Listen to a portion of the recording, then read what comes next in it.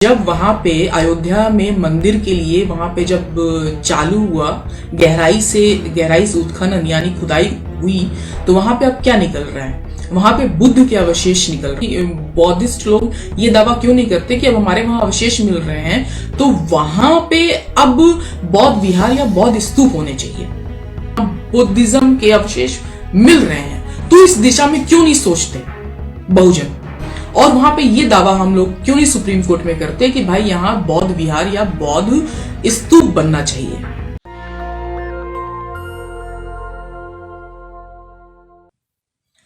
नमस्कार साथियों, आज के न्यूज़पेपर में है कि जेएनयू में बाबरी मस्जिद का जो विध्वंस हुआ था, उस पे वहाँ के छात्रों ने वहाँ का मतलब विध्वंस का मनाया, बरसी मनाई।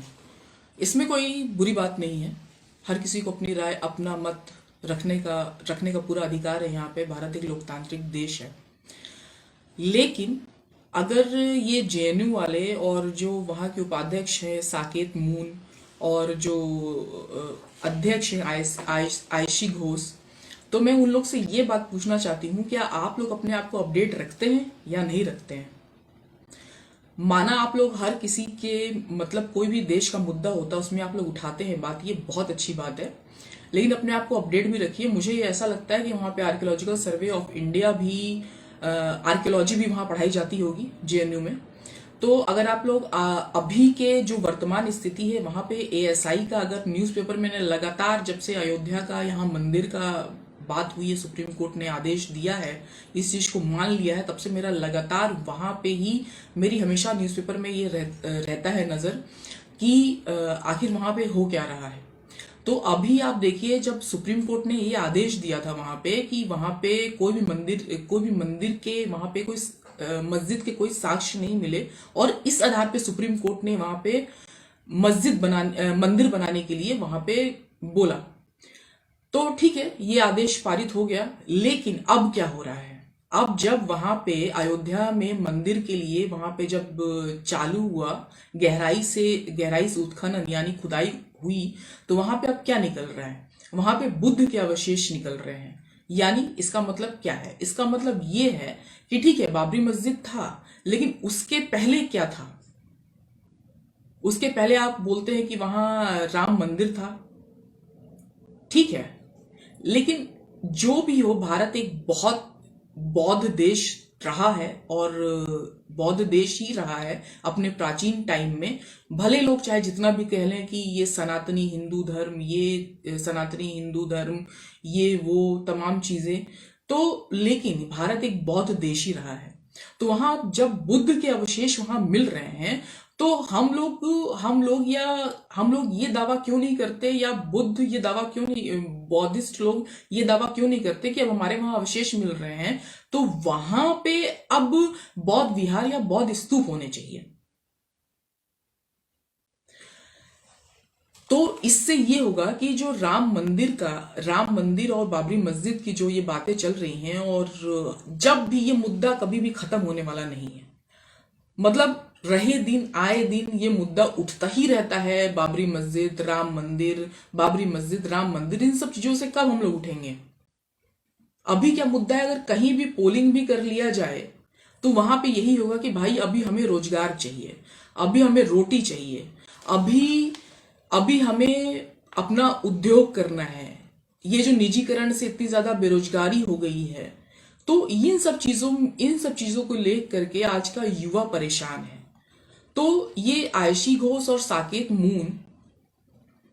मून को मैं ये पूछना चाहती हूँ, क्या आप लोग वहां पे देख रहे हैं कि वहां पे क्या चीजें हो रही हैं, या आप लोग भी सिर्फ हिंदू मुस्लिम में ही फंसे हुए हैं? इससे थोड़ा आगे बढ़िए।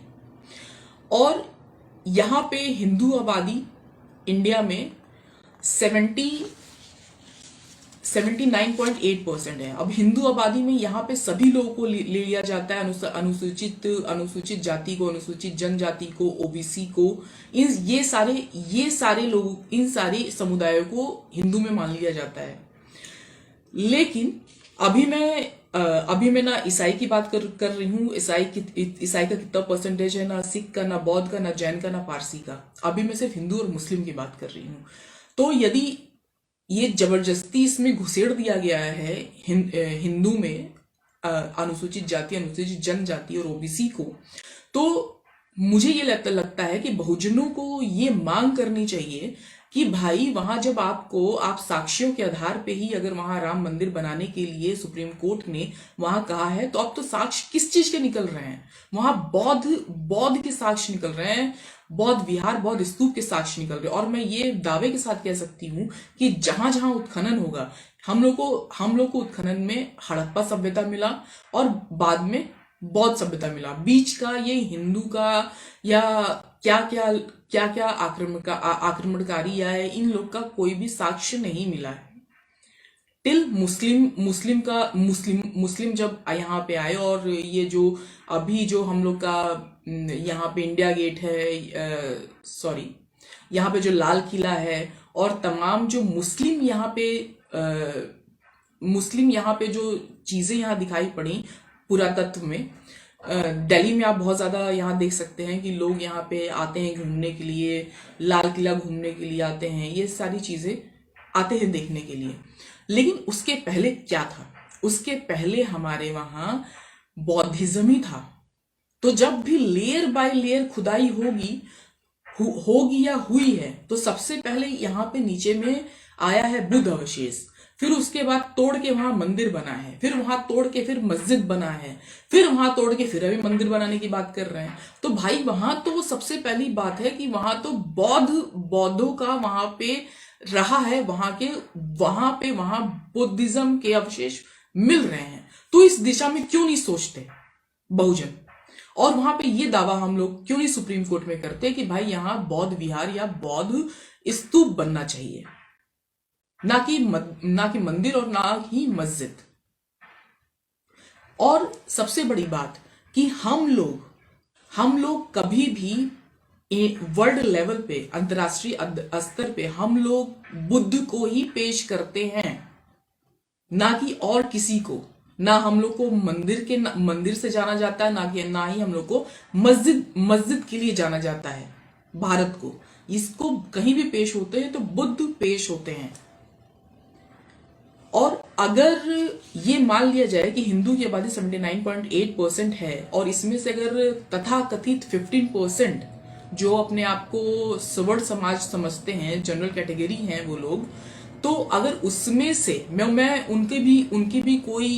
उनका कोई मैं विरोध नहीं कर रही हूं, अगर वो लोग ये समझते हैं कि ठीक है हम सबसे उच्च हैं और ये सारी चीजें हैं, तो ठीक है, अगर आप मानते हैं तो आप ठीक हैं, आप अपने उसमें जो मानते हैं उस हिसाब से आप रहिए, उसमें मुझे कोई दिक्कत नहीं है। लेकिन फिर भी अगर ये 79.8% में से 15% घटा दिया जाए, 15% जनरल कैटेगरी सवर्ण समाज को घटा दिया जाए, वो भी मैं बहुत ज्यादा बोल रही हूँ, 10% के आसपास होंगे, फिर भी 15% अगर घटा दिया जाए तो 64.8% यहाँ पे अनुसूचित जाति, जनजाति और ओबीसी हैं।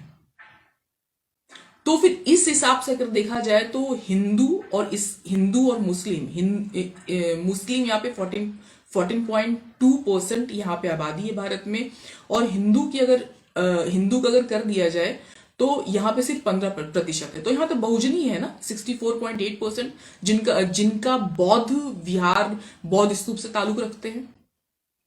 और यदि वहां बौद्ध विहार, बौद्ध स्तूप बन जाता है, तो ये जो रह रह के हर पॉलिटिक्स में, हर चुनाव में बाबरी मस्जिद राम मंदिर ये झूठता रहता है, तो ये चीजें अपने आप ही खत्म हो जाएंगी। और मुझे ये बिल्कुल नहीं लगता कि जो प्रोग्रेसिव लोग हैं, चाहे किसी भी कास्ट के आते हों और किसी भी जाति के आते हों, चाहे वो ईसाई हो, सिख हो, बौद्ध हो, जैन हो, पारसी हो, या ब्राह्मण हो, क्षत्रिय हो, वैश्य हो, किन्हीं को इन सब चीजों से दिक्कत नहीं होनी चाहिए, क्योंकि वहां पे बुद्ध अवशेष ही मिल रहे हैं। तो वहां पे बौद्ध विहार बनाने में क्या दिक्कत है? तो मेरा सिर्फ यही कहना है कि क्यों ना हम लोग सुप्रीम कोर्ट में ये दावा करें कि वहां पे बौद्धिस्ट जगह है और वहां पे बौद्ध विहारी बनना चाहिए। तो तमाम झगड़े खुद ब खुद सॉल्व हो जाएंगे और एक अंतर्राष्ट्रीय स्तर पे भी हम लोग को बहुत ही ज्यादा बौद्धिक और समझदार समझा जाएगा कि ये वाकई, यहाँ देखिए, साक्ष्यों के आधार पे ये काम करते हैं कि जो साक्ष्य है उसी आधार पे यहाँ पे डिसीजन लिए जाते हैं। यहाँ के नागरिक कितने बुद्धिमान हैं, यहाँ की सरकार कितनी बुद्धिमान है, तो ये क्यों नहीं किया जाता। तो हम लोग को भी ये दावा करना चाहिए सुप्रीम कोर्ट में कि वहां बौद्ध विहार या बौद्ध स्तूप बनना चाहिए, ना कि कुछ और। इससे तमाम झगड़े खत्म हो जाएंगे और हम लोग का अंतर्राष्ट्रीय स्तर पे एक बहुत अच्छा मैसेज जाएगा। बस मुझे यही कहना था। धन्यवाद। नेशनल दस्तक की आपसे गुजारिश है कि अगर इसको बचाना चाहते हैं तो नेशनल दस्तक को सब्सक्राइब करने के लिए रेड कलर के सब्सक्राइब बटन को दबाएं, फिर बेल आइकन की घंटी दबाएं। नेशनल दस्तक को बचाने के लिए बहुत जरूरी है कि हर खबर को शेयर करें, लाइक करें, कमेंट जरूर करें।